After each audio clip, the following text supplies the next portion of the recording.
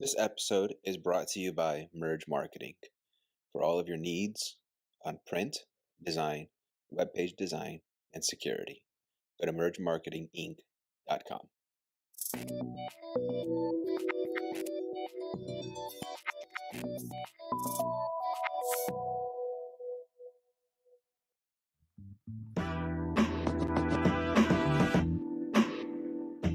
Welcome to TLV.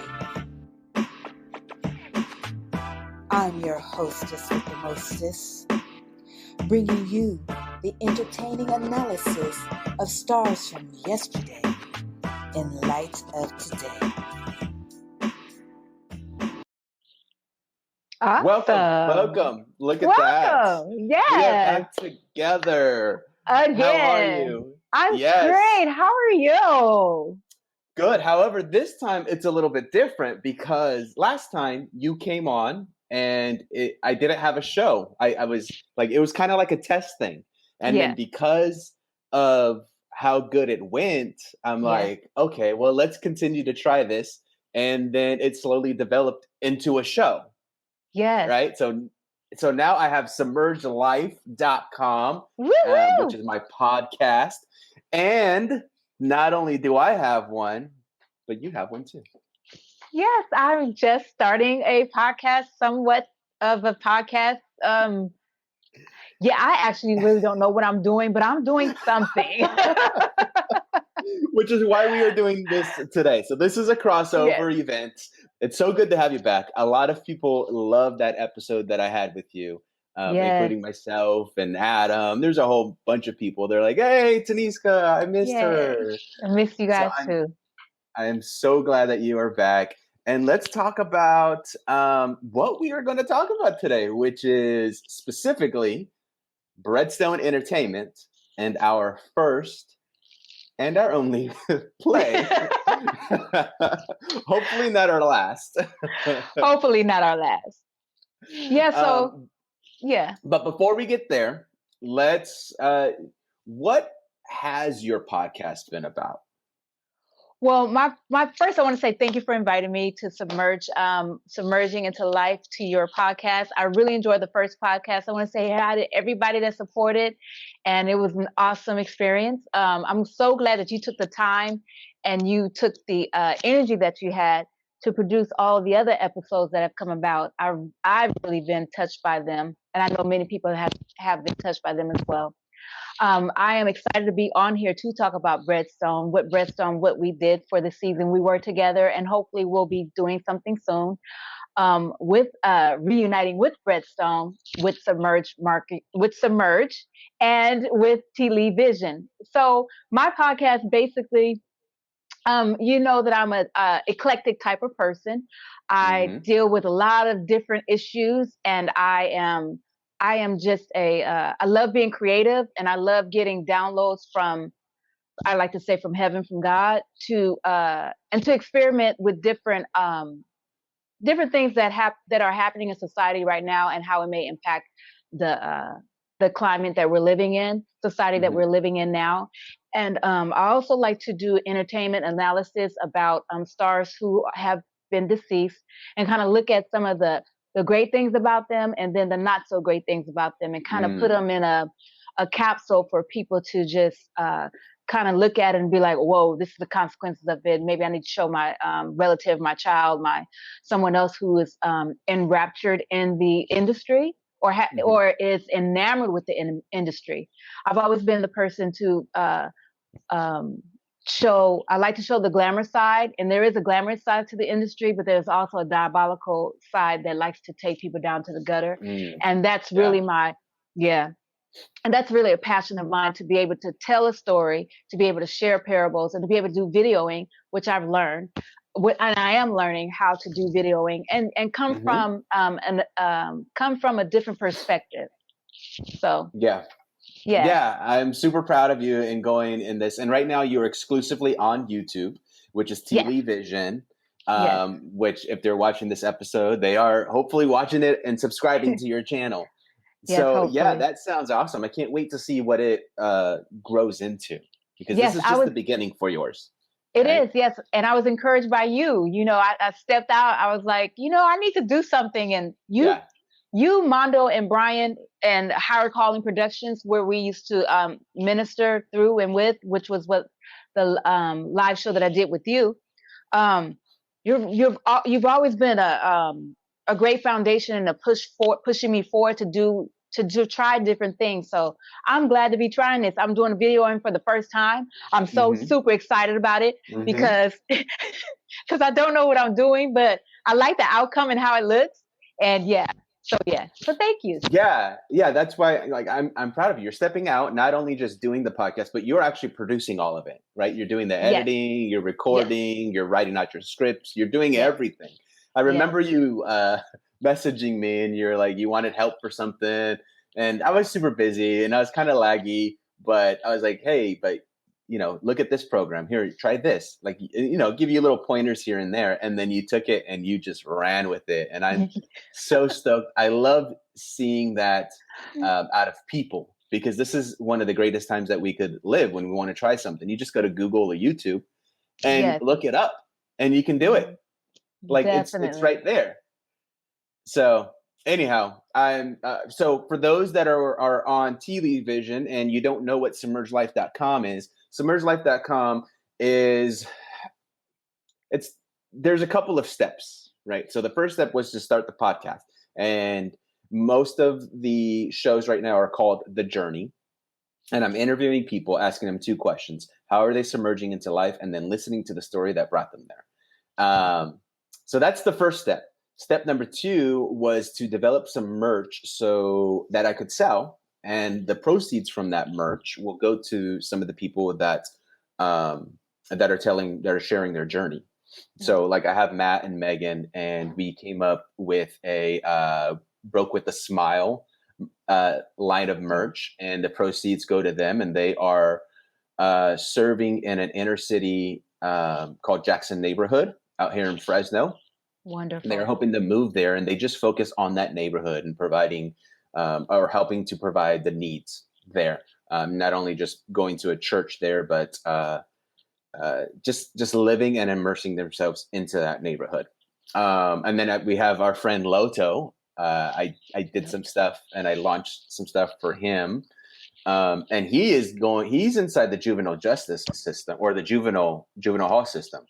And he's going there weekly, and he's trying to, he's in the middle of starting a nonprofit to continue that impact when they get out of that, to provide resources for them. So there's some merch there. And then the last one that I have currently up is my friend Lo, who she has moved to North Africa, and she's teaching there. So she needs some school supplies. So if somebody buys something from that line, the proceeds go to buying school supplies for Lo, which we are hoping to do a Amazon wish list drive soon, because we know of a friend that's going to go visit her. So she's going to fill up some suitcases and take them to her. So anyhow, that's what Submerge Life is. There's one more phase. Well, I shouldn't say one more. I should say there's another phase that I'm not ready to announce and to discuss yet, but still in that planning stage. But yeah, that's Submerge Life.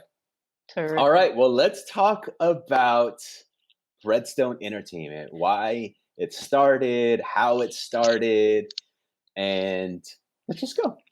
Bredstone Entertainment. Why did that start? Bredstone Entertainment. Wow. Well, we were coming out of Howard Calling Productions, and I had this desire and passion to do something exponentially different from what we've done before.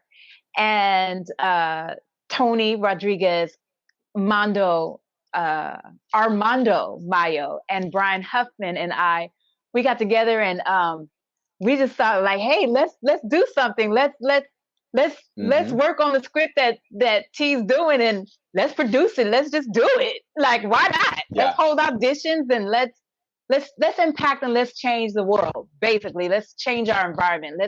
Let's change the scene. Let's change how gospel plays have been done before, because our play is essentially focused and really based in the gospel. But when you look at it, it doesn't, all of our advertising and how we did our outreach, it does not look like it doesn't look like God is like nowhere near it, but he is so centrally in it, inside of it. And so that's what I was grateful for, that I had an awesome team, and we all were a team. We were running it. We were doing it. And actually Ken McCoy, so this is why I want to bring in Ken McCoy. So I went to Ken McCoy first, and I was like, I wrote this play. I'm not sure, blah, blah, blah. And he was like, T, just do it. Just go do it.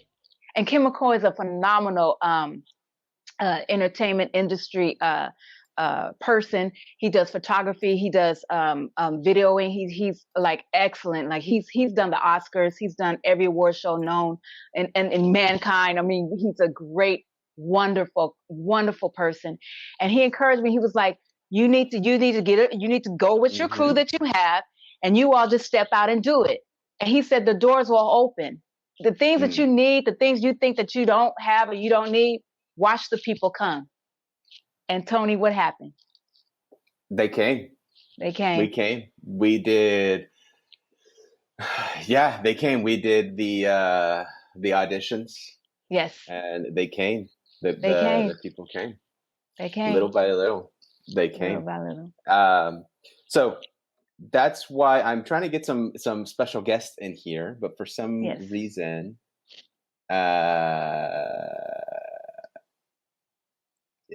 we're having a little technical difficulties, but of course this is our first live show, but that's okay. Okay, that's All okay. Right. So let's talk about the play. So at first it was called Vicious Video Vixens, and then we changed the name. Vixen. So if you see Chronicles of a Vixen, it's the same play. We just changed it up a little bit. Yeah. Right. So, but the first one was Vicious Video Vixens, and talk about the inspiration for that and why you wrote that. I wrote Video Vixens, Vicious Video Vixen, because in 2000, I forgot the year that Karrine Steffans' book came out. I read it New Year's Eve while I was in Buffalo, New York, and I read the book. I read most of it. Some of the stuff I didn't like quite read, but for the most part, I read the book, and I was just so enthralled with her story.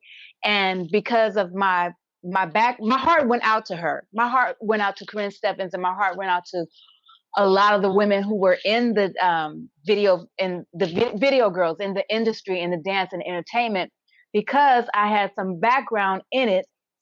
Now, I wasn't an actual video vixen. I was more of a choreographer. I did do some things in the industry where I worked with different artists and did some background dancing, choreographed dancing, like with JT, like background concerts, Justin Timberlake, dancing like that, and Janet Jackson dancing background or whatever. And so, and I used to choreograph for upcoming artists and celebrities at the time.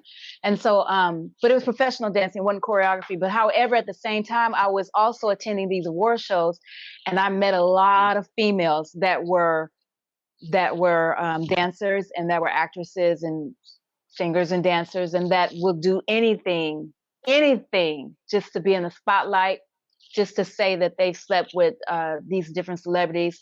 A lot of them try to have babies by them. A lot of them try to get set up by the ball players and football players as well. The whole industry, the whole gamut. And so, hold on, let me pause you right there, because we do have our first guest. Wonderful. We do have somebody to bring in. But before we bring in, let's show them and give everybody a little bit taste on what Vicious Video Vixens, Chronicles of a Vixen is. Are you ready?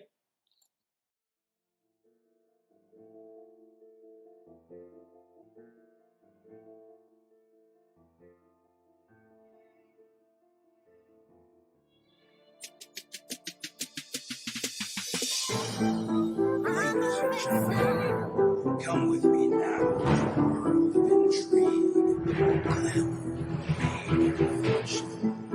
Yet I'm calling within, resisting darkness, filled with deceit, vanity, and drama. The life of a video vixen.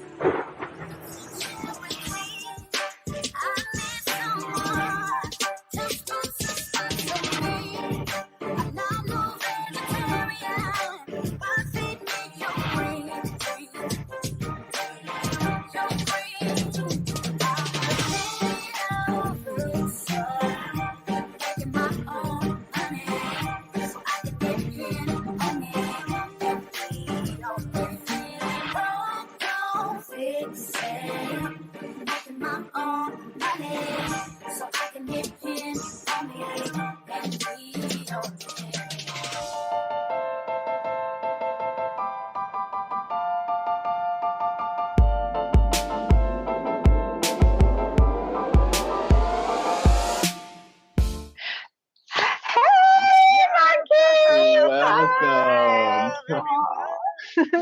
Our first.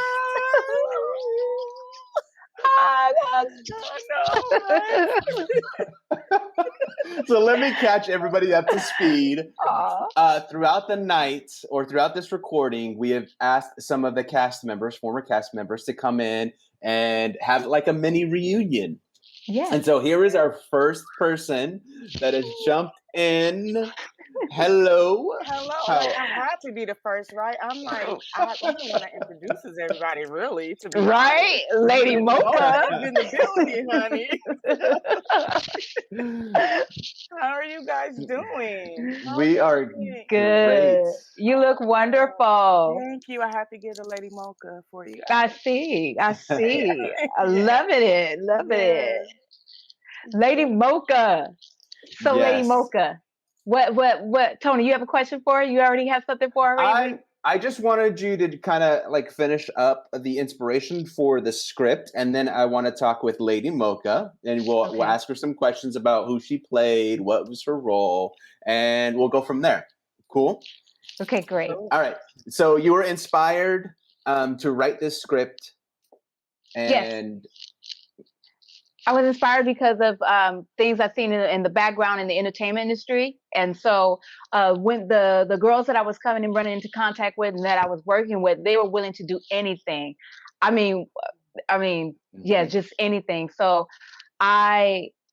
because of my love for God and because I wanted to kind of do a message, whatever I do, I want to do a message. I was like, I want to write something where it's fun, it's liberating, it's showing, like we discussed before, like it shows actually what everything that glitters is not gold. Everything that we look at on TV, it's not the real thing that's happened behind the scenes. Because there's a lot that comes with the packaging and the trappings of being in the industry, whether it's in hip hop, whether you're TV, Hollywood reality shows, all of this stuff, all of social media, just all of the facade of it. There's always something in the background working for the demise of a lot of people's lives. So I just kind of wanted to bring that out in the forefront, and then again attach the message to it that there is redemption even in the midst of all of the chaotic things that could go on. Because there were some girls that I ended up meeting and stayed friends with them for a long time. So different auditions, or they'll talk like we'll be in different cities, right? And and they'll be like, T, have I gone so far that God can't forgive me? And I used to be like, girl, all you have to do is cry out to him. So that was the inspiration. So yeah. All right. Yeah. All right, Miss Lady Mocha. Lady Mocha. I will do the first question, and then Tanisha can come in, or Tina can come in and follow up for me. Okay. And so my first question for you is, how are you submerging into life? What are you doing now? Life during COVID? Like, who made this up, right? Right? So, life is really good. Of course, God is definitely the forefront. With everything that's going on, I have multiple jobs, businesses. My daughter has businesses, one business, which I run, so it makes it's really your business. Yes. Okay. Me. Well, don't hide that. What businesses are you doing? Let's get this out there. Number one, I'm definitely an Herbalife wellness coach. So with that, I'm also training at the gym as well. I'm not going to disclose my location, Right. But I am a trainer at the gym. I'm training at the gym. And then also it's a mother and daughter nonprofit. It's called Girls That Give.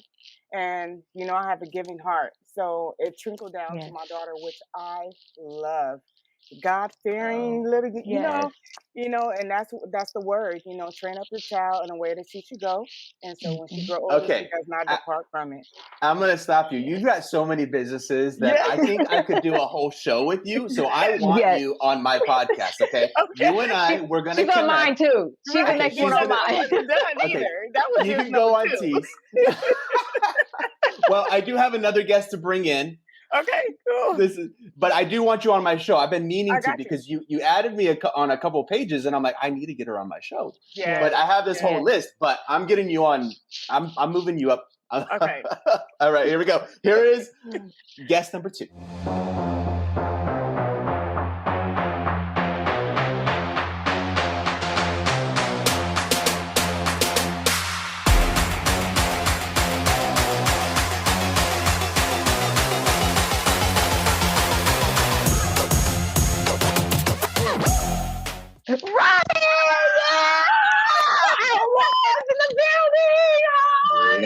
Hey, how y'all doing? This is the spoken word himself. Spoken word, poetry in motion. Hey, It's good to see you, bro.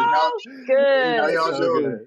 So good. Good. It's so good to see you, man. It's good to see you. Too long. It's been too long. Yeah. Okay. Before we move on to Robin, let's finish up with Miss Mocha. What else? So you got 2 businesses. What's the next? Robin, just to let Robin know, the question that's coming to you is, how are you submerging into life? What are you doing today? Okay. So, all right, Ms. Mocha, go for it. Okay. And so Herbalife, wellness coach, gym trainer, Girls That Give nonprofit, and then my daughter's LLC, which is Sanaya Janae Cosmetics and Boutique. She loves the lip gloss pop, and that's why my lips are shining now, So she's that little girl that likes to, mom, and they're like, people are like, what do you think she gets that from? Hello, her mother. Whoopsie made a whoop. So, I created a monster. I'm not gonna lie. I see some of the pictures and I'm like, that is Markeys. Like mom, like daughter. That's her. Markeys right there. All right, I do have another guest to bring in, and then we'll continue on.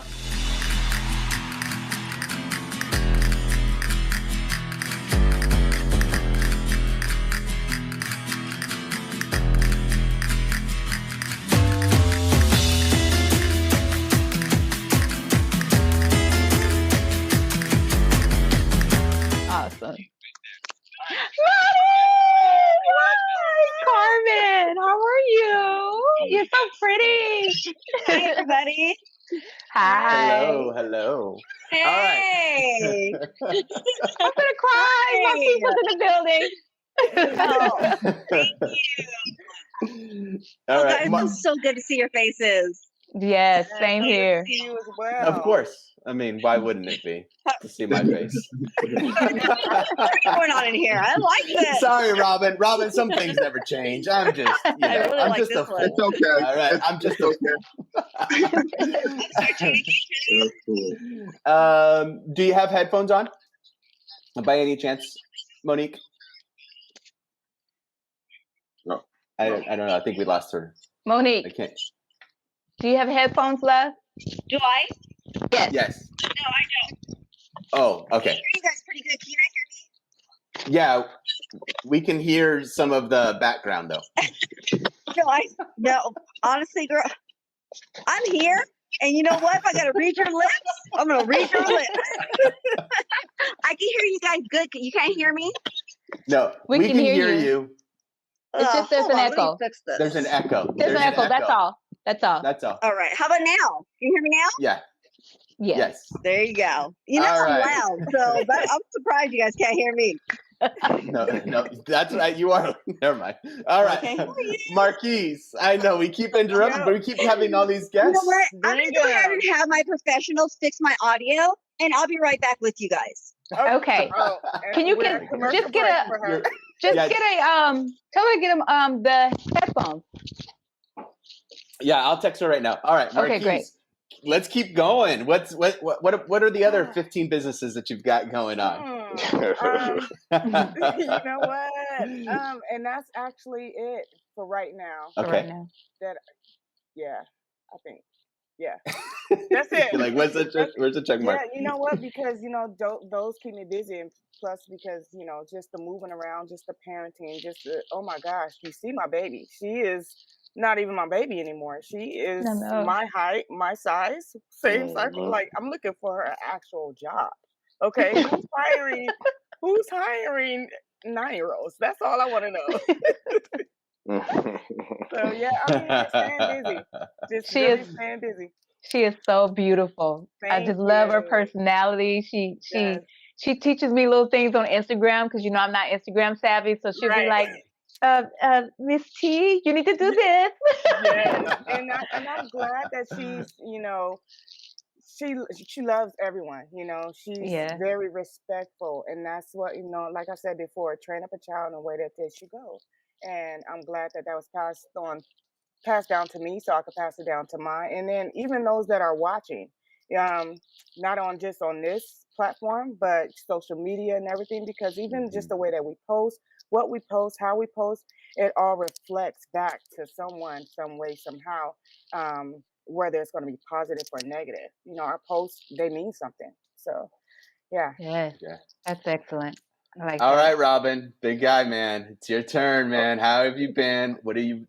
How are you submerging into life, man? Oh man, I've been blessed, man.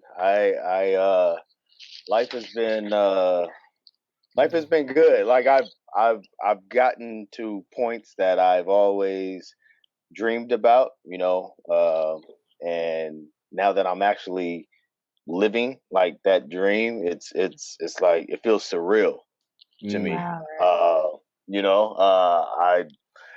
I got a house. Oh, congratulations. What are we doing filming this on virtual? Let's go to your house. Right? Hey, come on. Hey, I have an awesome man cave. Wow. It's decked out exactly how I always dreamed, it's just like life is good, man. Went back to school. I'll be graduating next month, so it's just I'm blessed, man. That's all I can say. Congratulations. Thank you. I appreciate it. Man, yeah, congrats, brother. Congrats. Yeah, I appreciate it. You're the one that we've been watching and growing everything, and you're the one blessed with so many gorgeous children. Yeah, there's a lot of them. Super blessed, yes. Yeah. Indeed, yeah. It's my kids. I propose. So I'm engaged. Wonderful. Congratulations. I was like waiting until I was to hear that. Yeah. So congratulations, brother. Thank you. I appreciate it. And she had 3 kids of her own, so now I have 3 step kids with my kids, so it's like the big old Brady brunch, Yeah. But it's awesome. Like I wouldn't change it, anything about it. I'm just happy. I'm in a good space. Good positive space. So just taking it all in, taking it all in. Yeah. Awesome. Well, we're still waiting for Monique to come back in. She's probably looking for some headphones or something. But let's go ahead and let's get on to what part were you guys playing? What was your role? We won't go all into motivations and get all acting technical stuff. We'll save that for the second hour. Right. Well, whoever wants to go first, go for it. I'll go. Lady Mocha. I would say if I was the one looking at the show and had to describe her character, I honestly, she was a beautiful spirit, but she would turn into an ain't if you ain't right. She will let you know about yourself, and that's honestly, it was just fitting. It was fitting because that's how I am. God fearing. We know the Lord. But at the same time, honey, don't cross. Don't cross. That saint will take that F off your name. But she was powerful, and just the introducing, the knowing the people, introducing everyone, just knowing who the people are before they even hit the stage. Like you want to know about someone, ask Lady Mocha. She knew. Lady Mocha knew everything. All the tea. All the tea. She was the original blogger back then. You know, this show, if you look at it, like this was before social media how it is now. But a lot of things that we were doing, we kind of were ahead of the curve. Right. Didn't realize it. Right. So you did a wonderful job. I'm sorry.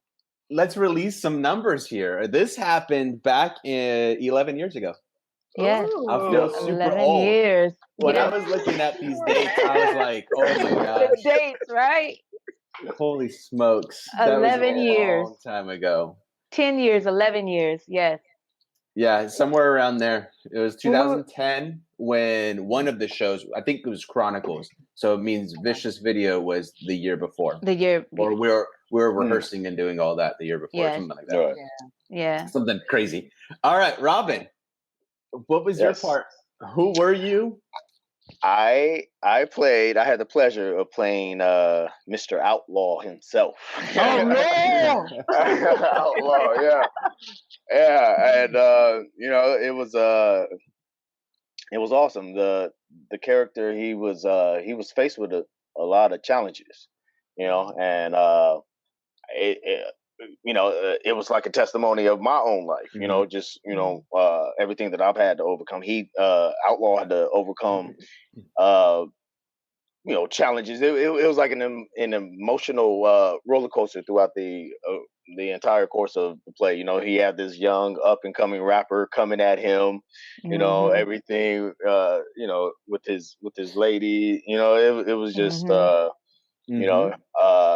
he had a lot on his plate, still trying to show that he's relevant and that he's still, on top of, where his platform. Right. And he went through a lot. He went through a lot.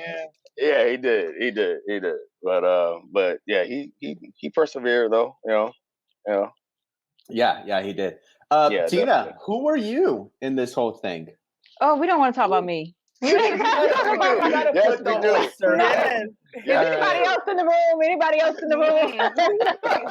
Don't let me get into character, baby. Okay. Just put everything out there. Tina, what was your character? So my character, her name was Roxanne Fontaine, and at that time she was we were competing. We were competing for the top video Vixen female of the year. And Outlaw happened to be her win. And they were both the couple that everybody kind of sort of like the what would you put it, like a Jay-Z and a Beyonce, but on a video, someone like that, but not quite, but something like that. And then so her character was something else. She was a hot mess. But one of the things in that, in dealing with the industry and dealing with people and knowing how people, like Robin said, and even Lady Mocha, even like Markeys said, is like life has ups and downs. And so in the show, Roxanne's character, you would hate her. Everybody loved Outlaw because Outlaw was like the man, and everybody loved Lady Mocha. But then it was like, oh, Lady Mocha, she'll cut you down. But everybody hated Roxanne because she was nasty, she was vindictive, she was vicious. But throughout the different things that happened within the play, people, I've had so many people came to me and be like, I hated that B at first. But then I fell in love with her.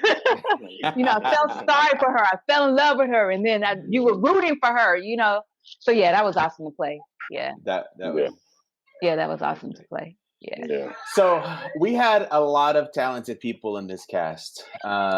With Extremely. Tina, you were dancing. Markeys, you being able to interview and introduce people in the way that you do, because you are natural with that. Natural. And Mr. She was Robin like the free. Before we get to Robin and his wonderfulness and his poetry and his poetic stance and who he is as he walks and lives and breathes. Markeys, talk about him. Talk about it, girl. Yes. Impact, change, all of that. He's the Cornell of poetry. But Oh, come on. for real. You're too kind. Get the snap. You're too kind. Markeys, her character, if everybody can remember the remember the VJ for BET back in the day, Free. Right. And Yeah. it's funny you said that, like Lady Mocha was like a free spirit, and so yeah, that kind of was like, and you brought that in mind. And then I don't know if you noticed after Free left, the show BET became different. It became different. Personally, even aside from what we talk, I haven't watched that show 106 and Plus. I haven't watched it since. Since when she left, right? Since she and AJ, right? Yeah. Right. Okay. So those that if you're watching and you're like, oh, well, who are these characters? If I was to look at it again, what would it remind me of? Free. Mm-hmm. And for those of us in the room, I don't know who Free is. If you don't know out there watching, you're not alone. Free. All right, you're not alone. I'm right here. All right, Mr. Robin Grayson, Mr. Talented, poetry. My goodness, my brother. You put out a poem book. You put out a spoken word album. I got to do 2 music videos for you. I meant to bring them down so that I could show a little bit. It's all right. They were awesome. Everything he touched was like amazing. Like God just breathed on it. Yeah. Thank you. Yeah, that was an awesome time. You know, it was awesome. I had fun. Being able to bring something that I'm so passionate about. I say it all the time. Poetry, saved my life.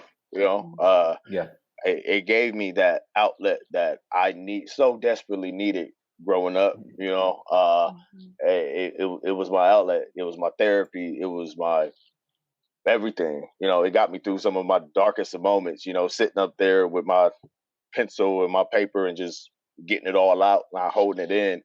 And then. I would forever. I've always had this special bond with the art form of poetry. It like I said, it saved me. it saved me. So could we still get some of that? Is that out on? Have you guys uploaded that onto Spotify or anything? You know what? It's been so long. I think the last. I think it's on Amazon Music. Maybe it's still up on Amazon. Don't make me go check, bro. I got my phone right here. No, yeah. I think it still might be up on Amazon. I know the videos are still up on YouTube. Oh yeah, I know the videos. I've seen them a few times over the years. I'm like, have you? Yeah. Oh, okay.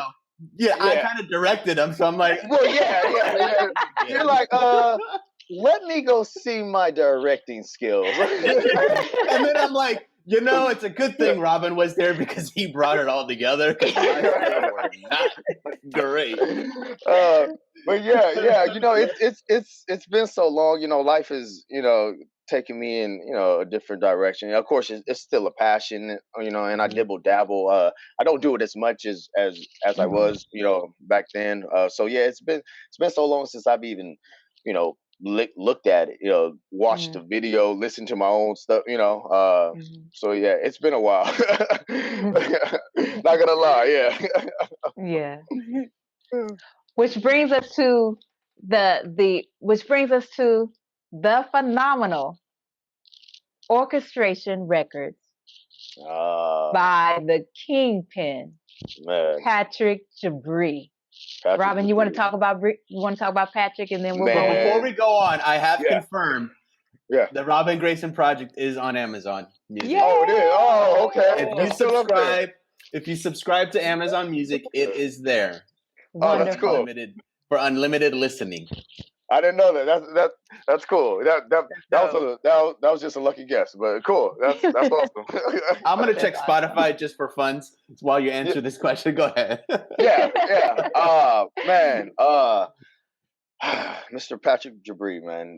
That man. I will forever be grateful for him for giving me that platform of that he gave me. You know, he would hear my stuff, and he came to me. You know, he came to me. He was like, "Hey, man, I got this crazy idea." He was like, "You know, I'm a music producer. You know, let's take my music and your poetry and let's put it together. Let's see what happens." You know, and I think the first time I went to, because his studio was in his house, you know, and the first time I went to his studio, I go in there and I spit like four, no, like 5 or 6 just full poems. You know, I'm just going in. I'm just going in. You know, and each of the poems were, you know, roughly about 3 minutes each. You know, so I just go one in after another after another.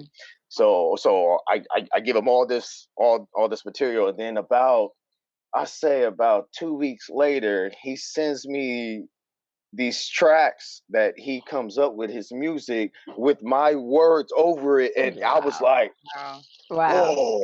You know, and it was just awesome because he was able to elevate and take what I was trying to get across. And just take it to a whole different level with the music. You know, music is a universal language. You know, it's soothing to the soul. You know, you hear a good beat, you're like, oh yes, you know, it just makes you tune in more to even what, you know, the artist is saying. You know, and I just man, when I heard it, like I think I started crying. I'm like, I was shocked. I was like, is that me? You know what I mean? Is that me? And it was just and the fact that he took a chance on me, you know, he took time out of his busy day, you know, to you know, help me get, you know, my message out there, and I will forever ever be grateful to that man. I love what was that your man. favorite? Do you remember your favorite track off of that? The first album, shoot, man, they was all fire to me. No, but the one that really, well, there were two. There was the Barricade of Love, which was the video that you directed, the first video. Okay. There was the Barricade of Love, and then there was the Where Were You? That was probably one of my most personal poems. And he was able to, the beat that he came up with, it was like some type of army, it was like some army drums in the back, and it was just this epic, like, you know, soldiers marching out to battle, and it was beautiful. It was beautiful, and it just elevated that poem, took it to heights that I never thought possible. All of Me, the Robin Grayson project, All of Me, is on Spotify. Yeah, it is. It's on Spotify. Wow. Oh, it's on Spotify, man. I need you to check your account. There it is. Oh. I can't go.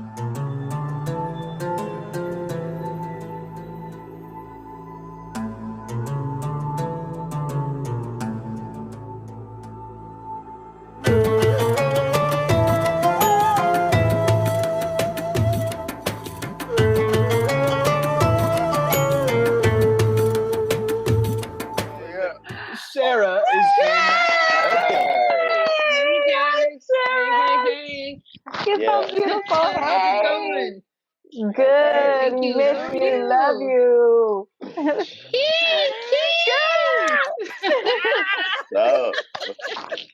What's up? Chera. Hi. Hey. You're so beautiful. Honey, you're looking good, girl. Hey. Hello. Love you. What's up? You're looking good, girl. Yes, over there glowing, honey. Glowing. Today is my last day in Atlanta, so it's actually almost 10 o'clock here. I've been trying to get my stuff together. I was celebrating my birthday out here, so. Oh, happy birthday! Happy birthday! Yeah. Happy birthday! Bring me back so much. She's gonna bring back a lack of sleep. That's what she's gonna bring back. I know, right? Period. I can't wait to get my 3 hours back when I go right. Yes, That's funny. All right. So, Chera, just to catch you up to speed, we were asking questions. How are you submerging into life? Like, what are you doing right now? What have you been doing? And then the follow-up question is, what part did you play in the play? Like, what was your role? So first off, you're in Atlanta, you're celebrating your birthday, but how else are you submerging into life? So, as you all know, I did the makeup artistry. Before the COVID hit, I was hosting events and doing things like that. So you guys actually helped me to get into the spotlight that way. Awesome. Just opening that area for me. Taniska actually had hit me on Facebook because we had been friends a long time, many moons ago. I ain't gonna say how long ago, but many moons ago. We're all 29, so whatever. That's right. Remember 29, man. Yes, we are 29. 29 is a good age. 29 and staying there. Yep. I'm right there too. So so just doing the hosting, I create waist beads, doing those type of different things, helping women to heal. As you guys know, I became vegan after so many years. I lost my grandmother and my uncle to health issues. Lost my grandmother last year to health issues, and then my uncle, my grandmother's son, my mother's mother. They all had just passed from health issues. So I became like a health guru after that, basically. So just getting the word out there, especially for people of color, we eat so bad. And it's time for us to learn how to get back into eating healthy and living healthy, not only taking care of our spirit, but taking care of our temple as well. So, I've become a very big advocate for that over the years. And, all of my children are grown. I have adult children. So wow. Just watching them grow. And that's basically what I've been a mama. I've been a host. I do the makeup, and I've been into everything since leaving you guys. Wow. That's awesome. Awesome. So proud of you. So as y'all know, thank you. That's awesome. All right. So what role did you play inside Vixens? You want to reflect a little bit back? I was Savannah Crazy Mama. Savannah Crazy Mama. Yes, she was a psychopath. I don't know if you all know, but I don't have a lot of family in Fresno. And after we did the play, you know how we all went down to meet the audience, meet and greet the audience. Nobody wanted to talk to me. Really? I didn't know that. Nobody wanted to talk to me. Yes. I don't think I told you guys that, but nobody wanted to talk to me. I didn't know that. That's because you did a good job. Because you were bomb. You were excellent. Yeah. You were sensational. Everybody was. Right. Yeah, for real. So I said that. I said I must have did pretty good with that character because nobody wanted to. Hey, you know what? Nobody wanted to talk to me either, and I wasn't. All right, they just looked at me and said, "Nope." That's funny. That is hilarious. Oh my God. That is hilarious. It was funny. When I thought about it, I didn't take offense to it at all. I was like, okay, I must have did good. You did a phenomenal job. Yes. All right. So for those that don't know about my role, I was the main actor. I was in front of everybody. I took control and command of that stage. What? Why are you guys laughing? Don't be intimidated. You guys are still intimidated. By illusions of grandeur. A legend in his own mind. A legend in his own mind. Fine. I got to sit right there in the front row. You did that. Yes, he did. In the front row, handled all the music and the lights. Helped Tina direct. She wrote the play, and then I read it, kind of, rearrange some things, trying to help. And that's where we really, we learned a lot in that one because we had basically no money. No money. We had nothing. And we had 15 scenes that we had to get done. And so we got super creative, and we forget how much we are, that the stuff that we go through in life is just preparing us for that next thing. And the things like in Higher Calling prepared us for Bredstone and for that play. And also even my time at Fresno City when I did The Grapes of Wrath, because that play had 15, 20 scenes. And so using that stuff would just help me with Vixens and trying to coordinate and, not being able to pay for a whole set. So now we got to get creative on how to do this and that. And it turned out beautiful. Anyhow, that was my role. I think this is a good time to play another little video. Are we okay with that? Just to go back memory lane. Oh, yeah.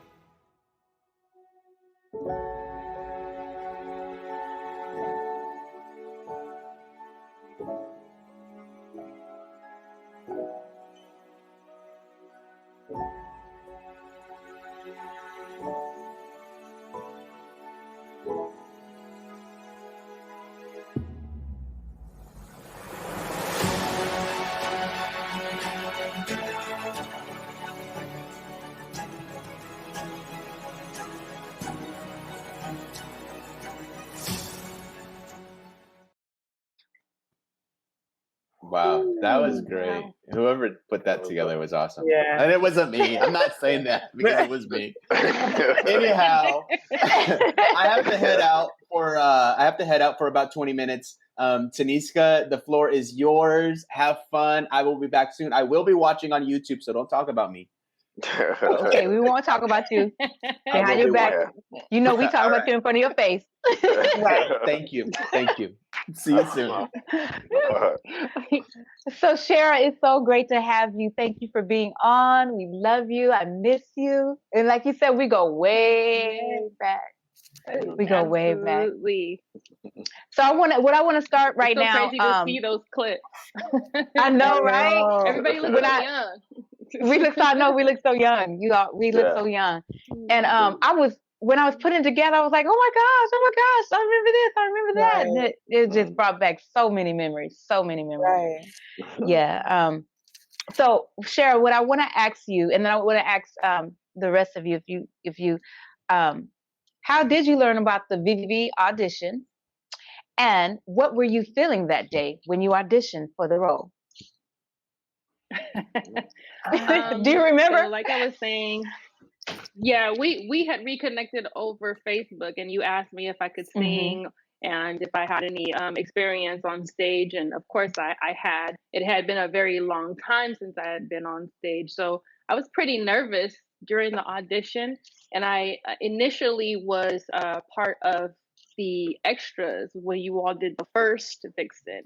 So the second play, you offered me one of the lead roles, and I happily accepted because I had so much fun doing the first one with you all. So it was just, second nature to say yes. But yeah, I was so nervous, but I had so much fun, and I kind of just built like a rapport with everyone there. It's like a big family. Yeah, it was definitely like a big family. Definitely, we're so glad that you came aboard. And I remember you in the first one, because if you look at even the pictures in the first one, I seen you right there. Like you were like, you are a strength in the shadows, even without. And then it was a foreshadowing that you were going to be in the next one. So that's awesome. Like if you look at the pictures, the one with Danielle and Jessica, the first round, you're like always in the scenes and like visual. So that was awesome. It was awesome to have you. Wow. Yeah. Wow. Markeys? I think same here. We've known each other for quite some time.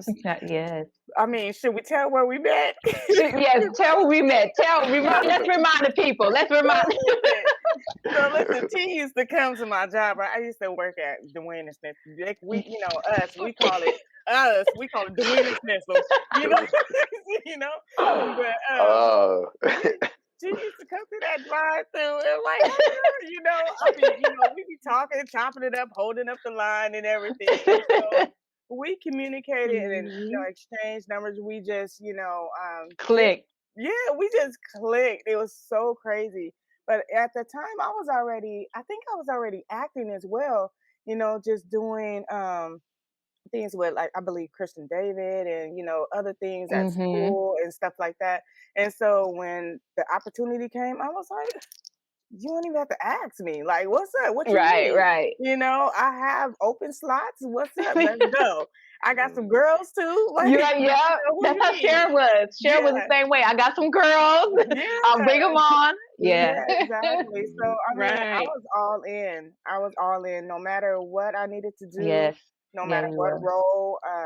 If I was going to be behind the scenes, doing extra stuff, I'm there. I was like, let's get it.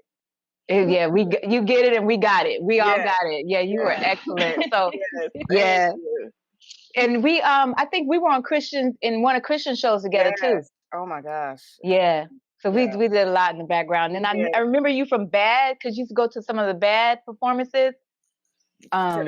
West Side, when they used to do choir. I wasn't in it, but no, you weren't in it. But I used to see you there. I used to see you in passing and be like, you would be like, "Hey, girl." Yeah, West Side, that's home. West Side. Yeah, West Side is home. West Side just got Dr. Paul L. Binion. Binion, yes, that is home for me. But we go back. Acting, we go way back. Oh my goodness, way I'm back. The acting bug right now. Let's set something up. Let's do so, right? Let's go. Right. It's been a long time. It's been a while, right? Yeah. And now with COVID, it's a little different with COVID. Yeah, okay, so Robin, Mr. Grayson, what about you? What was the question? I forgot. Yeah. You know what? I'm sitting here and I'm trying to remember how I got involved. But I don't remember. All I remember is the first audition. I read the lines of Outlaw, and then I remember you saying yes. you're outlaw. Yes, that's Yes. outlaw. That was That's outlaw. outlaw. Yeah. That's Yeah, out. that's Me what you and said. Brian. Me and Brian Huff, we said it. It was Tony, Brian, and I. We were in the room, and Right. let me bring it back a little bit. James Okay. Cummings, remember James Cummings? Chera, James Cummings. That's what it James was your best friend. James Cummings, Christine's son. Yeah, James Cummings. James yeah. Cummings, Latuana Cummings from SCT. SCT. Yes, because y'all were best friends at the time, right? Yeah. And Oh, he We still talk. Yeah, you still best. Yeah, still friends. Yeah. He said, T, I got somebody that I want to bring to the audition. I want to tell him about the audition. He told you about it, and then you came. Yeah. And when you walked through, we had so many people. Brian they could attest to. We had so many people. Like, and then when you came through the door, and then we looked at you, and you did your piece, and you read the lines, whatever. I was like, that's it. That's him. Yeah. That's outlaw. And Brian was like, that's it. I remember that. Yeah. Tony was like, that's him. I mean, on the spot, we were like, that's outlaw. Yeah, I remember that. Yeah. That's dope. Yeah. That's awesome. That's Yeah, awesome. So when piece together. Yes, exactly. Oh, so for people that are coming in, it's not like we're gonna. Well, I don't know. But so the people that are watching and listening. So Savannah, you said that Savannah's character was a hot mess. Exactly how was Savannah a hot mess, Miss Chera? Savannah was basically the villain of the play. She was the mess starter. She was a vicious video vixen. She wanted to be the center of attention all the time. She wanted all the men. She wanted all the money. She was a hot mess, a hot ratchet mess. Hot ratchet. But she was a hot ratchet classy. She was a hot ratchet classy, devious, sophisticated mess. She high end. Now Talika and Malika, that was the ratchetest of the ratchet. True, they were. They were ratchet as a rat. They were somebody that she wasn't. Right. And so somebody had suggested that we do and I'm actually looking into there's some investors that's looking in, so just keep praying. But they actually wanted us to do an actual audiobook of the show. I think. What do you think about that? Wow. No, that's cool. Dope. That would be amazing. Wouldn't that be amazing? Yeah. An actual audio book, a sound book, and with pictures. So we'll see about it. Got the looks because just like how she said, and with Savannah, with every, she was vicious. She was. When you look at the photos, you can see it. You can see it. You played those characters. I know they played it. They didn't see it. You said, "Oh, it's Savannah time. Okay, let's go." Let's go. Right? It was just like. Now, did you see this video that Tony had put up? Because I did it different from the other video that I sent you all. But this one, there's another picture where Lady Mocha, did you see that one? Yeah. I don't know if y'all saw it. Well, I had to plug my phone up, so I didn't see it. But just the way that Chera looked and how you were looking, it was just, and then how she was looking at me in the back, and then how her and Bree, we love you, Bree. I love Bree. We love you, Bree. Yes.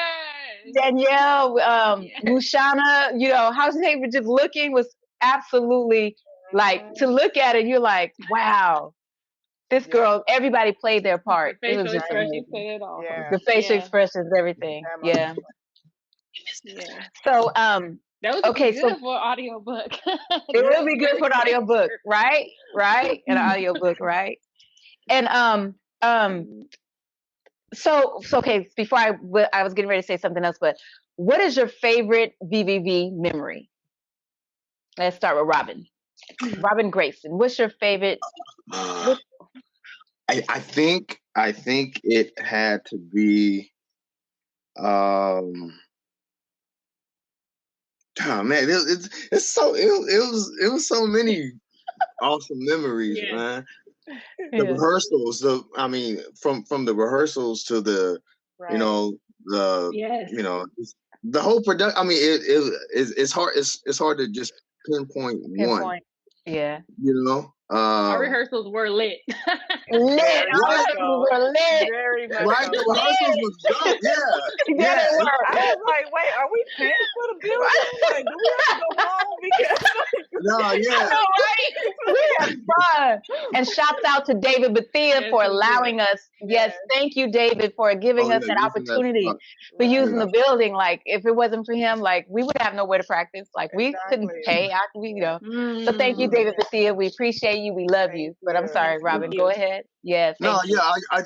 I think just knowing all the hours that we put in to it, you know, all the rehearsing and everything. I think just seeing it all come together, and the fact that I believe the first time we did it what how many sets or how many shows, complete shows did we do? 2? Yes. 2 or Yeah, 3 yeah, or yeah. It was like 2 or 3. 4. Just seeing Yeah. I just think seeing we the did whole. Saturday and Sunday. I think we did like we did a matinee and then Yeah, we did 2 2 a nights day? or something. Yeah. I think so. 2 a day, yeah. yeah, It was like Yeah. 2 a day. Yeah. Yeah. yeah.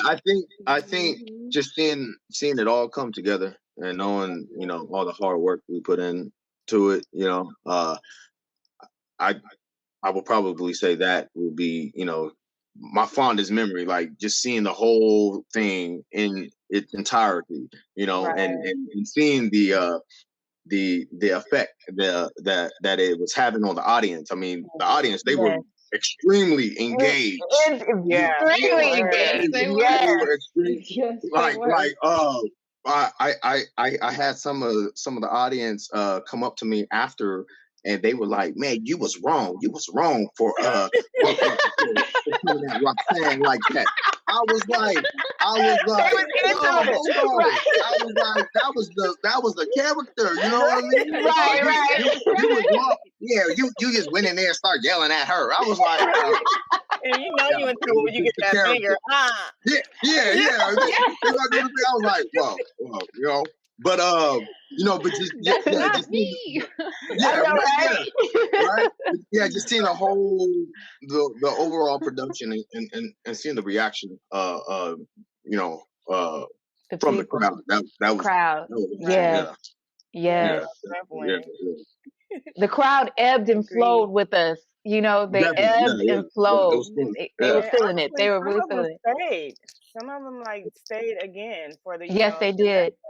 one, which was Yes. like pretty dope because they loved it so much. You know, Yeah. Yes. Yeah. like they telling and warning everybody else like, watch this, you gotta watch this one. You gotta watch watch this. this It person. was, You it know, was a dope and I was play. like, Yeah. wow. I was like, It that's was. dope. You know, Yeah. yeah. Yes. My boy Dominique, Dominique It was Bryan's friend. definitely Like you drama. all know Dominique, right? It was definitely drama. Yeah. Dominique, he said, I'll never forget, he said, and y'all know Dominique, he is hilarious. He is funny in his own right. Shouts out to Dominique that's watching it. He was actually going to be in the play, but he had some things at the time he couldn't, you know, be a part of it. But he said, he was like, T, B, and Tony, he was like, listen, y'all had everybody at the edge of their seat because you didn't know what was going to come. No one anticipated what was going to happen, and they were so shocked and surprised and into it, and there was laughter, there was tears, there was crying. It was just awesome. Yeah. Yeah. Pretty Yeah. dope. Definitely Yeah. woke up all of your emotions. Yeah. Yes. Mhm. Yes. And I think that's what a play or even just a movie, regardless, whatever it is, it's supposed to be that like what's going to happen. Like if Yeah. if I'm watching something and I know what's going to happen, it's like, okay, what's next? Right. You know, Yeah. I want something that's going to wow If it's me, surprise predictable. me, and yeah, Yes. yeah, And we exactly. didn't want, that's the thing we didn't want. I didn't want it to be predictable. Right, exactly. It wasn't predictable. Mhm. It was It wasn't. it Yeah, wasn't at at all. all. Like you just did not know what was gonna happen. So, and I understood when he said that. And then he wasn't the only one that just said that. Other people said that. And I remember in the rape scene, and Tony wanted to talk about the rape scene, so we'll go to that. Well, actually, when Tony comes back, we'll let him deal with that topic. But I remember in the rape scene how there were people that walked out, and then some of them came back in, and then there were people that were really emotionally moved by it. And after the show, they would come and they talk to me and be like, you know, that was my life. You know, it flashed before me, or you know, I've been through that, and and to watch the transformation from that, seeing that it was so much, it was just so real. And a lot of people, they didn't have therapy at that time, and I encouraged them. I was like, listen, you need to get therapy. Yeah. You need to really talk to somebody about what you've been through. Sorry what you went through. Right. And I'm sorry that this scene evoked it. This is exactly what I wanted. So to raise more awareness that, okay, a lot of women have been raped. A lot of men have been raped. A lot of boys, a lot of children. But sometimes in being raped, a lot of women go into denial, and they don't. It's something about when you can see something, and yet it was done tastefully, but yet see your life reflected on the stage, and then knowing you have to deal with something on the inside of you to be set free. So yeah, that was I felt like that was one of the pivotal moments in the show for me. Yeah. The whole show for me was fantastic, but yeah. So we'll get back to that with Tony. What'd you say? It was a lot of Markeys. powerful moments. Yeah, a lot of powerful moments. The humorous, a lot of humorous parts and everything. But a lot of enlightenment, within everything, whether it came out with comedy or, just the drama of it. It was a lot of enlightenment. And I think one of my favorite scenes, I wouldn't even say scenes, because it's so many different things that happen, just like Robin said, we had a ball. Fun. It was, but I think the one that tops everything and everybody was that Ray in that. Yes, Ray from the payback. Payback. All right. Girl just moving. It's just like, oh my God. Ray for the baby. That was hilarious. Why do my kids still talk about that today? My kids were so little when we did that play. I can't believe it was 10 years ago. You know what I mean? I know, they right? still talk about it so vividly, like they remember everything. Yeah, right. Crazy. That's how impactful. Yeah, it was really a great play. I think it was. As far as the drama part, oh my gosh, I really don't know. Like all of them hit, but I think more so the rape scene for sure. Especially being a woman, that weighs heavy whether you were a victim or not. Right. Yeah, that's heavy. Yeah. I think we all kind of stood still backstage during that. Yeah. Every time we did the play, we all just kind of stood still and were quiet during that scene. That moment, yeah. Yeah. And I think too, even with just being on stage where acting everything out, Tony and the crew, just with even with the lighting and the music, they made it so real and just like like music. It was 100% and 1000%, like accurate at the moment of every heart, heart that was pounding in there. Like I know everybody felt it, because men, women, children, whoever was in there, I know they felt that, and they can take something from that and just learn from it, or help somebody else, because that's really what everything was about, just helping somebody else get out of something. And just like you said, therapy, especially with us, a lot of us don't like to go to therapy, and like there is nothing wrong with going to therapy, a professional. Sometimes you can't go to that. It's something wrong with not going to therapy. Yeah, right. Exactly. They depend on the person they call a friend, but what is that friend going to tell you, or what is that friend going to actually help you through? That's actually penetrated so deep for probably many years, and you're holding on to that and just carrying it through life. Now you have kids, and then they have kids, and it becomes a generational cycle. And so these are the things that we need to break.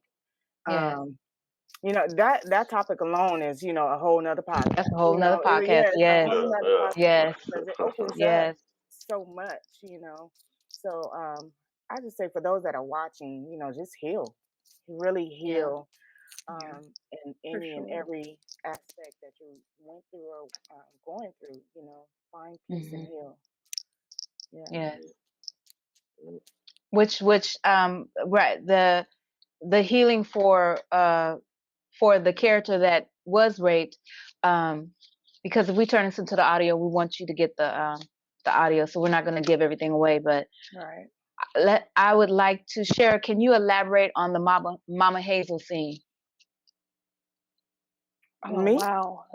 Mama yeah. Hazel, Chera, Yeah. Mama, and then you can too, Robin. You can if you want to. Mama Hazel. Mama Hazel was played by the wonderful Dr. Karrine, Apostle Karrine Norris, one of my very, very good friends. She played the mother of one of the Vixens in the. She played my mother. I'm so glad that she played it. But she was just amazing. Chera, you want to talk about how impactful? What do you think? So how I actually was going to tell.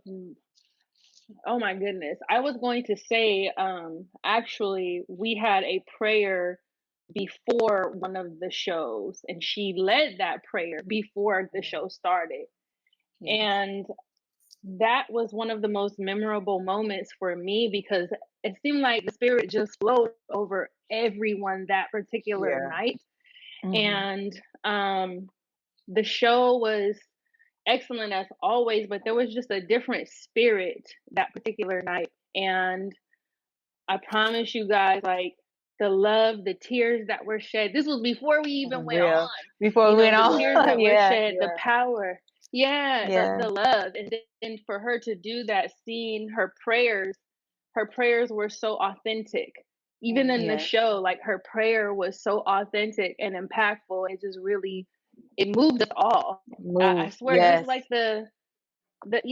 just like the rape scene, it's like everybody just became silent, and it was just like a calm just came over everyone, and you could feel her prayers were powerful. Very powerful. Her prayers very were so powerful. Yes, definitely. It's like, do we go on stage now, or do we stay in the spirit, or what? Right. Absolutely. So that was one of my most memorable moments. Wonderful. And we needed that. We needed that. We needed that. And everybody in the audience needed that. And then the core of who we are, and just the pain and the trial, and how she was able to translate that in the prayer for it being things she experienced in her own life. And I'm going to have an interview with her tomorrow. She wanted to come on. She sends her love. She loves you all. But, she was doing church early, and just taking some time to rest this evening. But tomorrow I'll have some time with her.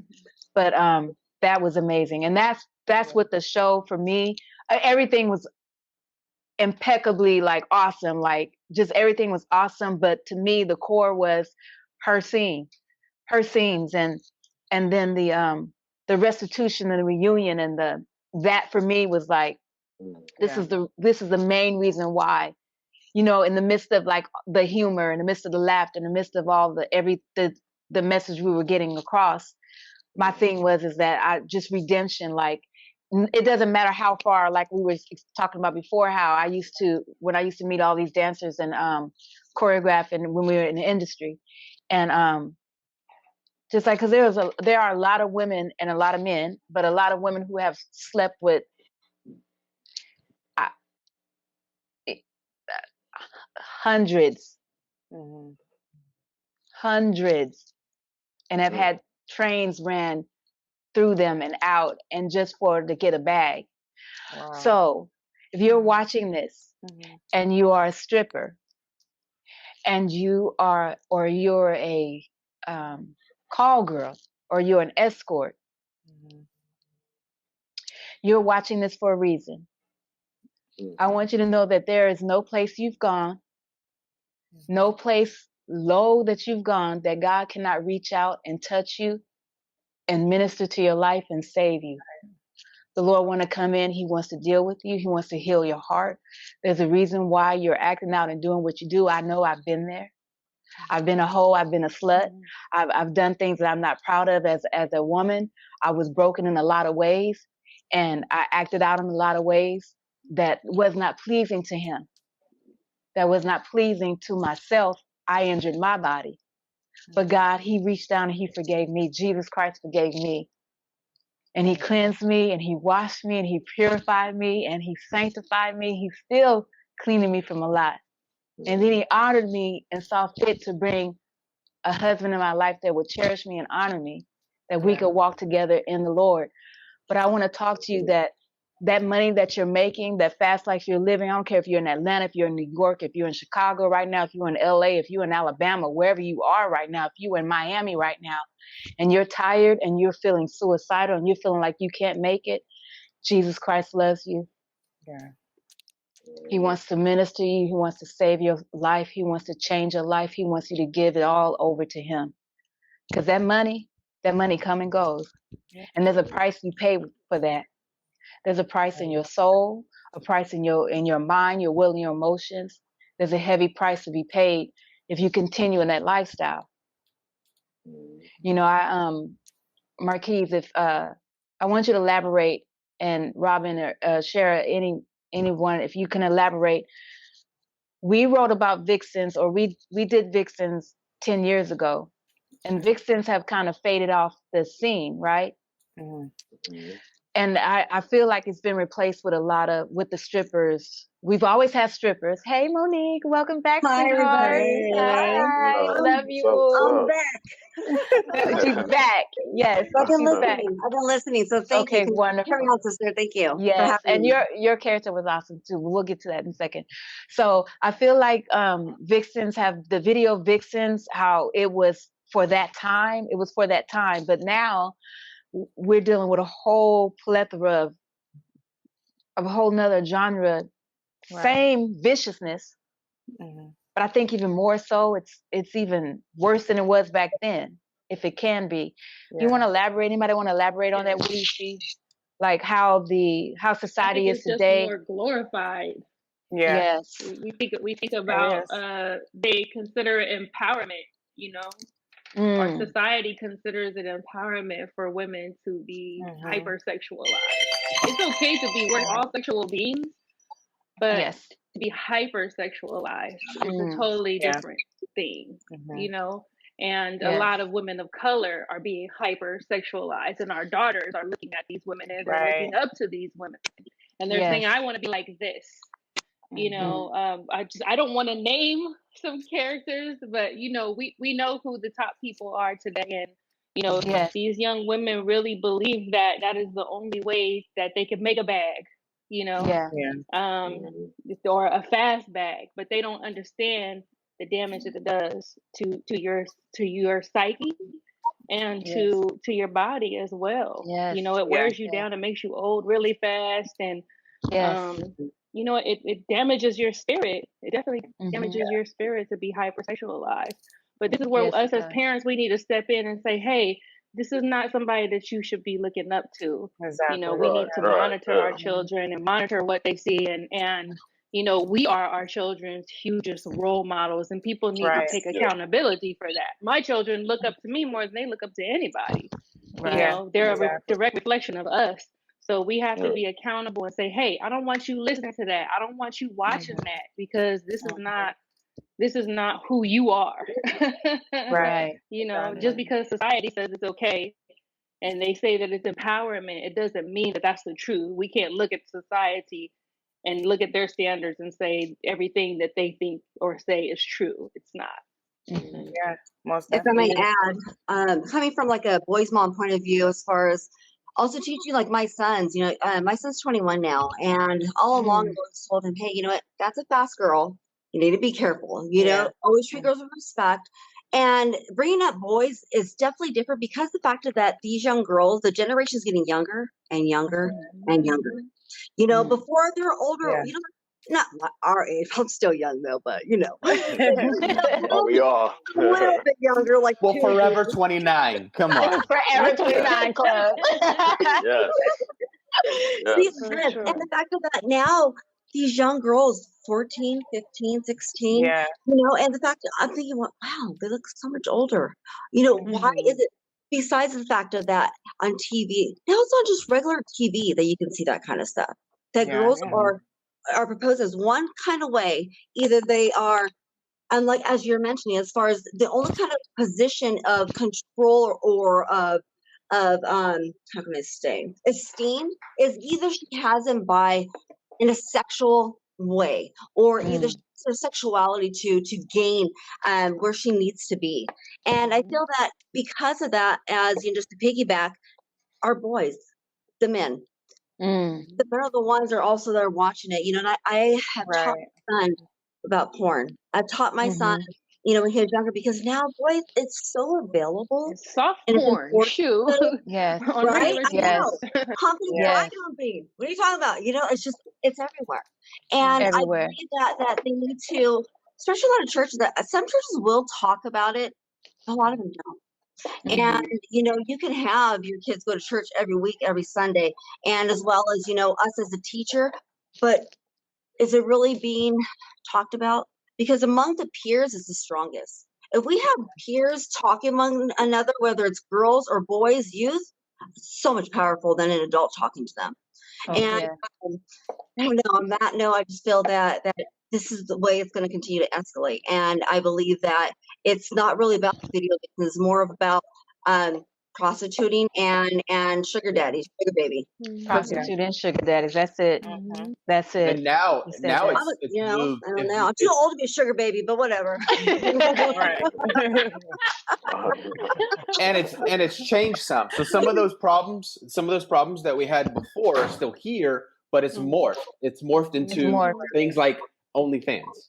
Yes. TikTok. Yes. And it continues to morph, and it continues to keep changing. But the problem is still the same, and it's become more acceptable.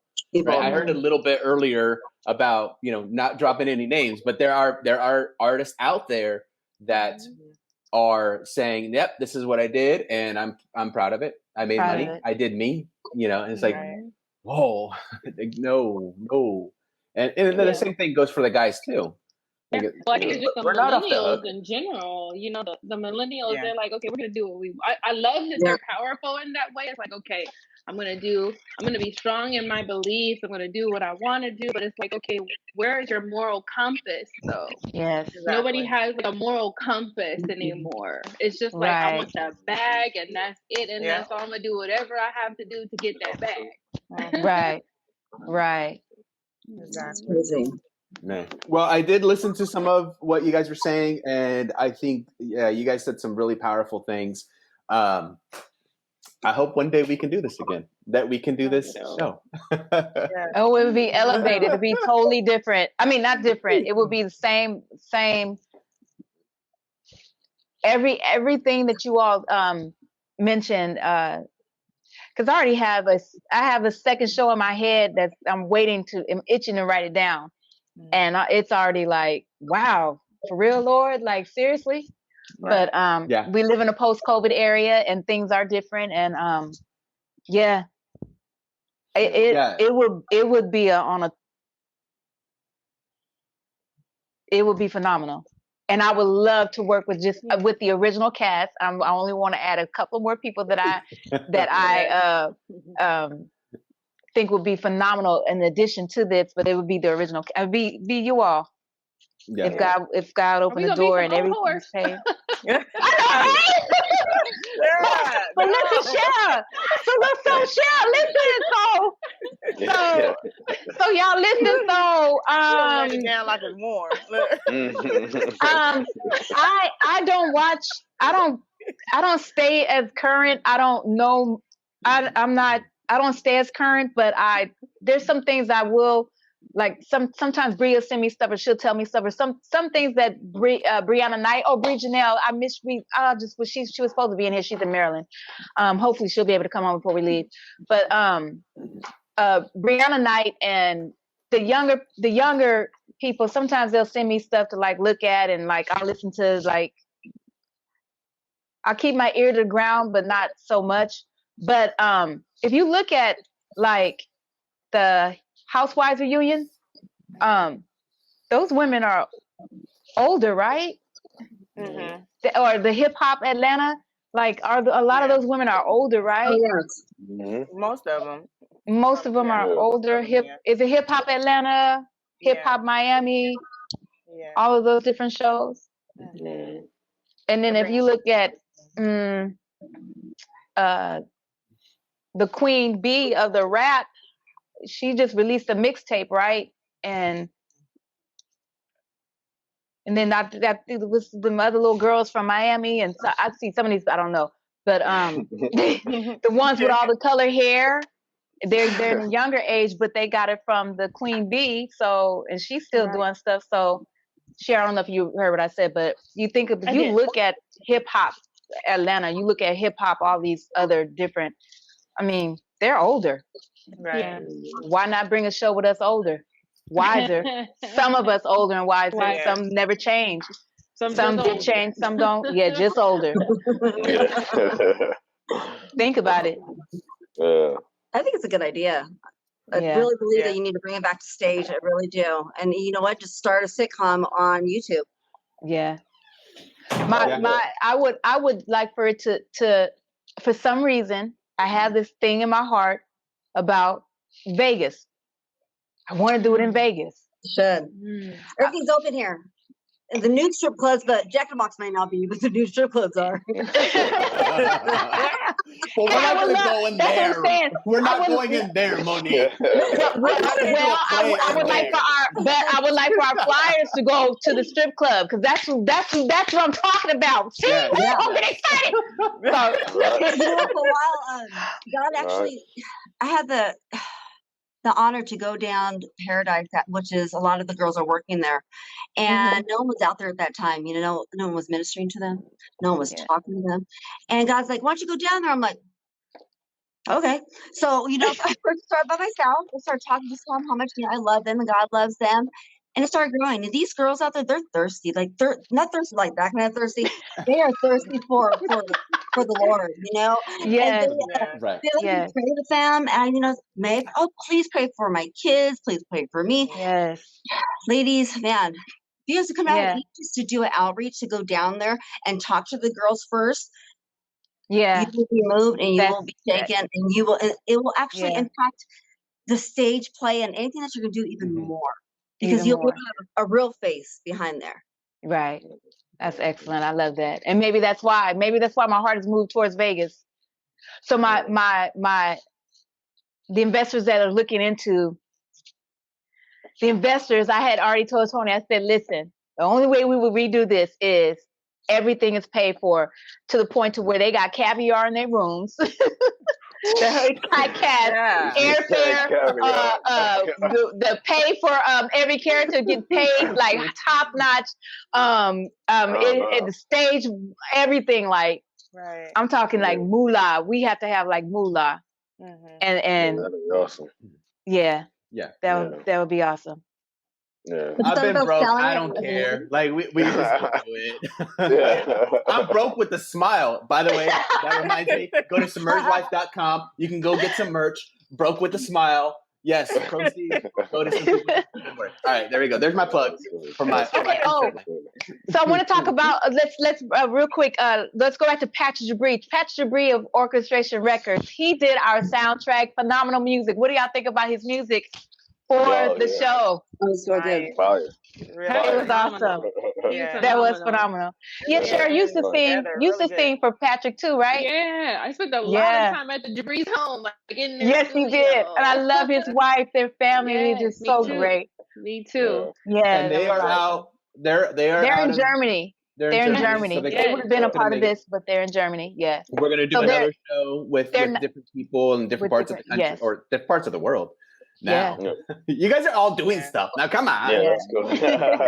You're supposed to stay in Fresno. Once in Fresno, always in Fresno. What's going on? Oh, man.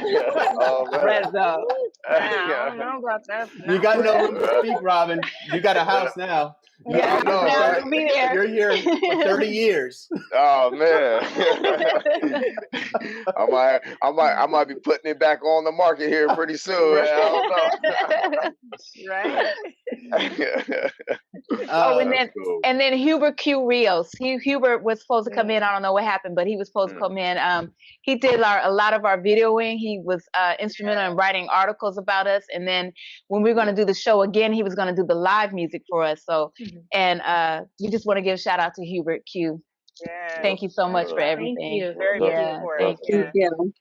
Yeah, there are so many people that made this possible, not just from the cast that were on stage, but people that were behind stage, like Jabri and Huber, and then even the Mayo brothers. The Mondo family, Mayo, yes. Yeah, which were helping with the lights and the music. What's that? I heard my name. You said what, Chera? I'm having trouble hearing Tony. He sounds distorted to me. Oh. Okay. No, that's my normal. apologies. You know what, Monique? You know what? Hold on. Okay, that's better. Monique back on. Oh, you better. You don't mess with the person with the control.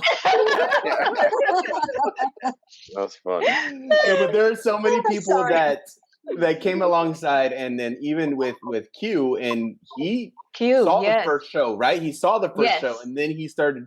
Then he helped out with some things with the second show, and that was beautiful. And I want to go back to a little bit of the acting and the scene that was very difficult. What we wanted to accomplish, we came from Higher Calling Productions, and so with Higher Calling Productions, you couldn't do a whole lot of things, but we always pushed the envelope. And the same thing was with Bredstone, is that we wanted to push the envelope, get a really good message out there, use what we have. And hearing you guys talk about the rape scene, it was like, wow, that's exactly what we were aiming for, and the message came out and people were moved by it. I remember one girl who was a friend of Mondo who had to leave during that scene, and she's like, and I think right, Taniska, you felt like it was important to put that in there, because not just for a theatric. Sometimes people will put it in there just to get the feeling out. And no, we needed to put it in there because that's real, and we don't talk about it like that. And so, kudos to the actors involved in that and everybody around. It was unbelievable. It was great. It was from every angle, from the lighting, like Markeys said earlier, the lighting, the music, the energy, just everybody around. Like Chera was saying, how we're frozen in the back, and just the people on stage like engaged, and just the topsy-turvy. And the thing about that character is that if you hated that character, you were just like, whoa, like, how could this happen? And that's the thing about being strippers, and there's some people that's just gonna be hoes no matter what. There's some people that's just gonna strip no matter what. They have the mindset of the Talika character, like it doesn't matter. But then and even in that, but there's sometimes when you look at people and we see them acting out, you don't know why they're acting out, or what caused them to be the way that they are. And we really need to be sensitive, like somebody had mentioned that earlier. We really need to be sensitive, like Monique was saying about, like, when you're dealing with family members or somebody that's stripping or on Instagram, or these IG thoughts, and like the thing that I saw, I don't know if you heard about the young lady we still don't know the whole story, but she was an IG model, had 2.7. These are some things I want to tackle and deal with. 2.7 million followers on IG. This girl was 31, 33, beautiful young lady. Beautiful. Could have been any of our sisters or cousins or relatives. This guy murders her, and then murders himself. I don't know if you all saw that story. Yeah. It just how her life was just snuffed out, and up until that moment, like,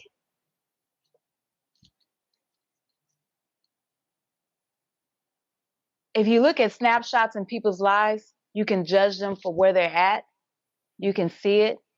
You can either have mercy for people, or you can just judge them and throw you away and wash your hands and be like, oh, she was a slut, she was this, she was a whore, she was this and that. But when myself and other women or other people that were, and men and women that were going through different stages of whoredoms, because there can be different stages, and being promiscuous and being just doing too much. I mean, you just doing too much, right? just going through different stages, you can judge a person and keep them in that cage when there's an awesome God that's able to deliver and change and purify us. So, yeah, we need to learn to deal with humans. We need to learn to deal with each other with compassion.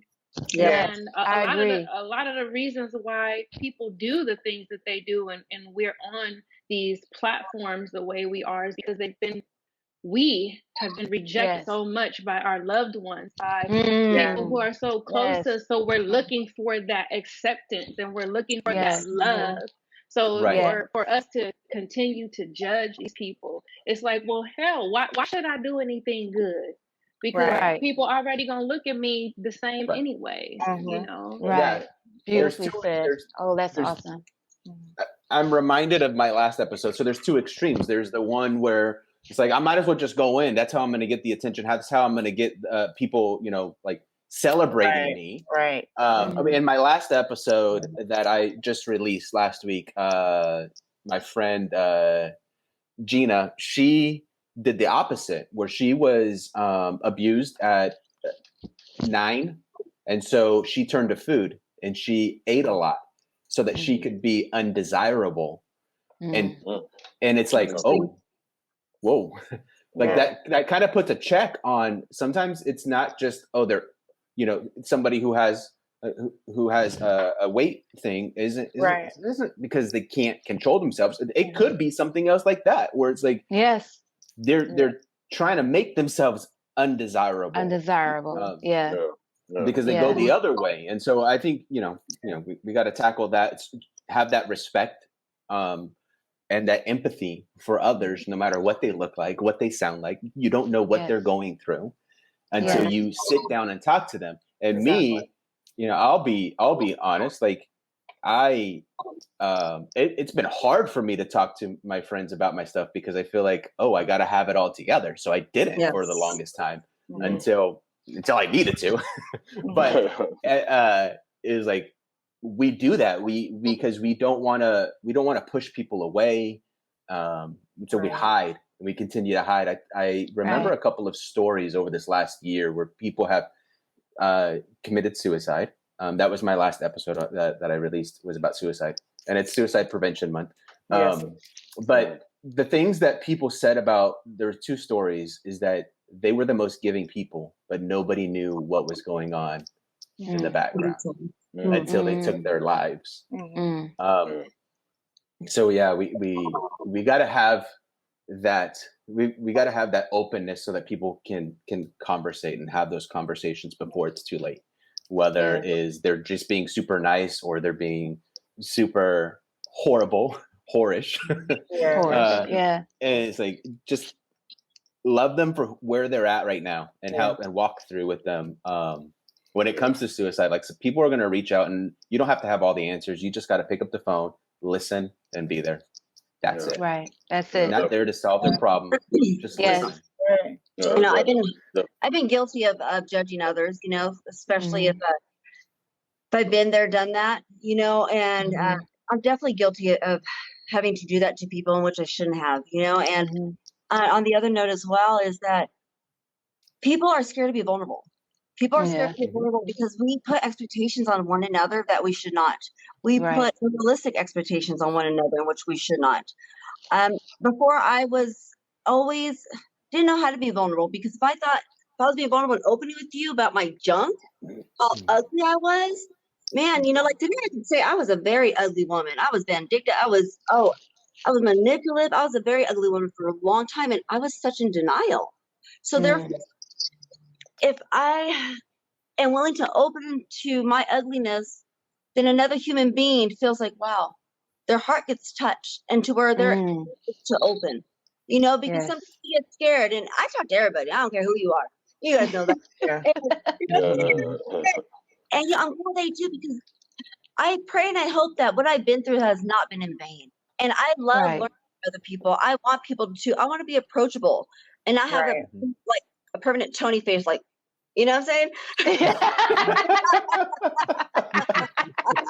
Wow, she's pushing it. She's pushing Bring her back. Bring her back.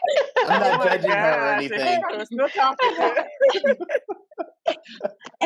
But geez, before I believe I'm still selfish. I'm not gonna lie, ladies. I think a lot of times I need to listen more and not talk, and and the fact that I don't know, I really believe just kindness and human love. People know if it's fake. People know if it's real. And like a lot of us, like you said, the acceptance and just like, dang, I'm okay because you know what, she got through that, or I'm She okay got because look through at what it. she's been through. Look at she's conquering it.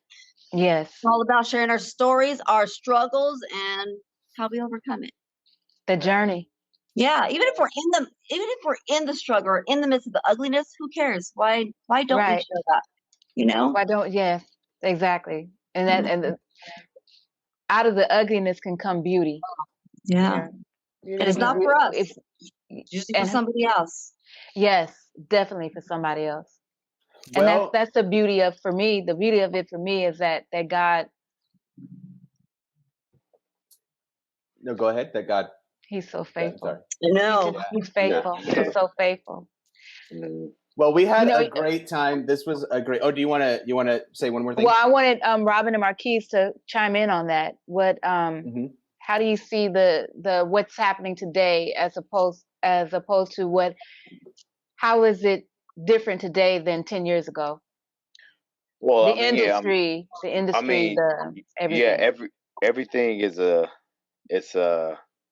like, I feel like there's no censorship anymore. Like there's no such thing as censorship. And as a parent, I'm a very active father. I got beautiful daughters, I got beautiful daughters, and I am, trying to protect them from everything that's being put out there on these social medias, on TikTok, on everything that these kids are exposed to, because I feel like everything is just a free for all, and it's like I said, it's so like bold and like some of the things that I see and some of the videos that I watch, I'm like, oh my gosh, I cannot believe like this is out there. And like I have daughters. I got future these are daddy's little girls, future queens that I'm trying to groom and protect, and so just seeing everything nowadays, it definitely makes it difficult as a parent. So, but yeah, that's my input. Most definitely, and I definitely agree. Especially, I have a daughter myself, and growing up, she's growing, and then even their kids these days, even their figures are different. I'm like, something is in the water, something is in the food, or yes, it is. because There I really is. remember, being that age and then having, large breasts and this and that, and then now even, just along with social media and TikTok and all of this stuff that's going on, it's open to the kids. It makes some things kid friendly, but then they have like the little stuff here and there that's like, oh, okay, this is good, this is cool, didn't know, but it's not. And then when it goes to come to clothing, half of the clothes are like too short. You have the crop tops for the little girl. No. So, my daughter, like, Mom, can I wear a crop top? No, ma'am. No, ma'am, no ham, no turkey, no dressing, no thank you. No, thank you. So we're not doing that, So even just with for me and parenting, the way that I speak to my daughter is just how I'm talking to you, because I don't sugarcoat anything to her, because the world is not going to sugarcoat anything. TikTok is not sugarcoating anything. So when you think even of just, if say, Lord forbid, a child, one of our, or anyone that we know, or kids get raped all the time, they get snatched up. So say if it goes to court, they will have to say, what actually that person touched. Did they take PP? No. He touched my Mhm. penis. He touched my vagina. You Right. know, that's going to hold up. And so that's the way that, you know, we need to speak. Talk to the children, Yeah, yes. talk to the children That's right. because Because their friends are talking about it at yeah, school and they're calling it Mhm. other things. They're calling it the exactly. other stuff. Exactly. And so Right. that's how kids are getting lured into, you know, different things, you know, just by Yeah. visual and, you know, their Mhm. favorite artist or, you know, their friend is doing it. You know, it's all repetitive and, you know, like I said before, generational. So if the Mm. stuff is not dealt with, you know, if it's not stopped, you know, it's going to continue to go. It's going to, if it's Yeah. not taught, it's going to continue to go. And it's going to go on for generation after generation after generation. And, you Mhm. know, I could even speak from my house. We have no TV Tuesdays, you know. I kind of put a Wonderful. you know, something on each day, you know. We have Mhm. mother daughter Mondays and stuff like that, you know, Nice. where we try Yeah, to, that's good. you know, put a stamp That on stuff is. because and I monitor everything that she watches. When she goes to Wonderful. sleep at night, and this is like a, you know, a tip for even parents out there, even for adults, the Abide Mhm. app is wonderful. It speaks out, you know, spiritual, you know, Good. passages of the Bible, and it, you know, it's meditation while you sleep.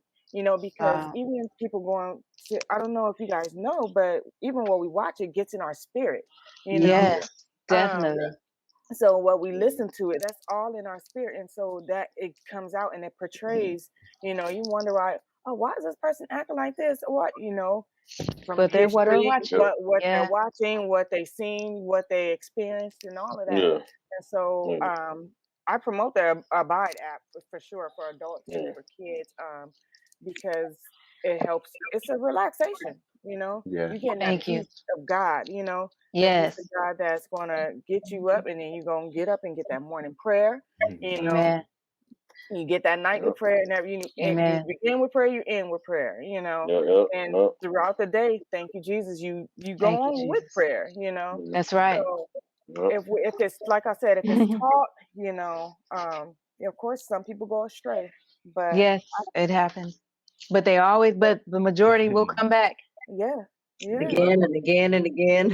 And again and Well, again. guys, Well, we yeah. are. I seen the thing pop up. I was like, oh, yeah, I he's know. calling us out. Yeah. He's speaking us we out. are hitting our 2-hour mark, and I know Robin has Oh. gotta get going, and Chera had to Robin. leave. She sent a message. boys. Love you guys. Love you This has been guys. Thank you such so a much. fun. I This has enjoyed been this. wonderful. Me Definitely. too. Let's do Yeah. it Yeah. Miss you Good guys. luck again. and Miss you everything. too. We'll do this again, hopefully Yes. real soon with a lot more of the cast members. Yeah. Yeah. But thank you guys for showing up, and we will Yes. put all of how to get in contact and what you guys are doing inside the description, inside the bio. So Okay. we'll update that shortly if we haven't done it already. So thank you guys for coming in. Go to Thank you so much. submergelife.com. Love you. You can listen to my podcast or T. Vision exclusively on YouTube, and you can listen to her podcast and see her videos. All right, before we hand it, let's go out like this. I'm gonna play that video again. Is that cool? Yeah. Yeah, play it. All right, you guys have a good one. We will see you guys later. Love you. Okay. Bye, guys.